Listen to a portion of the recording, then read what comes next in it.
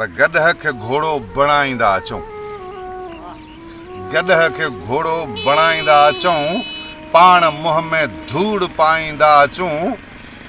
तो बणाई हीअ हालत कोन आ, तो बणाई हीअ हालत कोन आ, ऐं ख़ुदा तोसां शिकायत कोन आ। ऐं पेर ॼण पंहिंजा वढिया ई पाण अथऊं, पेर ॼण पंहिंजा वढिया ई पाण अथऊं, पेट पूॼारी कया अॻवान अथऊं। फ़ैसिलो पंहिंजो ई आ मातम बणियो, याजूज ऐं माजूज आ हाकिम बणियो। जंहिं कई ज़रड़ी रिआयत कोन आ, ऐं ख़ुदा तोसां शिकायत कोन आ। या ख़ुदा राज़िक तूं पाली ख़ल्क़ खे, या ख़ुदा राज़िक तूं पाली ख़ल्क़ खे, मुंहिंजी धरती धन ॾेती मुल्क खे। या ख़ुदा राज़िक तूं पाली ख़ल्क़ खे, मुंहिंजी धरती धन ॾेती मुल्क खे। सिंधुआ दातार, सिंधुआ दातार ऐं औलाद पर, हाकिम जाहिल हथां वा दर बदर, हाकिम जाहिल हथां वा दर बदर। हा मञा थो तुंहिंजी लिखत कोन आ, ऐं ख़ुदा तोसां शिकायत कोन आ।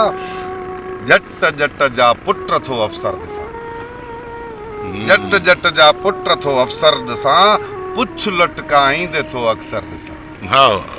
जट जट जा पुट थो अफ़सर ॾिसां, पुछ लटकाईंदे थो अक्सर ॾिसां। धूड़ पाए क़ौम ऐं धरती वतन, धूड़ पाए क़ौम ऐं धरती वतन। बस रुगो साहब मूं ते राज़ी रहनि, तिन खे तुंहिंजी का ज़रूरत कोन आ, ऐं ख़ुदा तोसां शिकायत कोन आ। घर मनह कख पन करे लोढ़े छॾिया, घर मनह कख पन करे लोढ़े छॾिया। बारिशुनि मुंहिंजा फसल ॿोड़े छॾिया, पधर ते वेलनि ते बछड़ा भल हुजनि, पधर ते वेलनि ते बछड़ा भल हुजनि। मच्छर खाई माल ई मारे वञनि, मुंहिंजे नादानीअ जी क़ीमत कोन आ, ऐं ख़ुदा तोसां शिकायत कोन आ। हू त बंगलनि में वतन आराम में, हू त बंगलनि में वतन आराम में। क़ौम मुंहिंजी आ मगर माताम में, तूं धणी आहीं असांजो दाद कर, तूं धणी आहीं असांजो दाद कर। ॿियो न बस इन्हनि खे बर्बाद कर। तूं धणी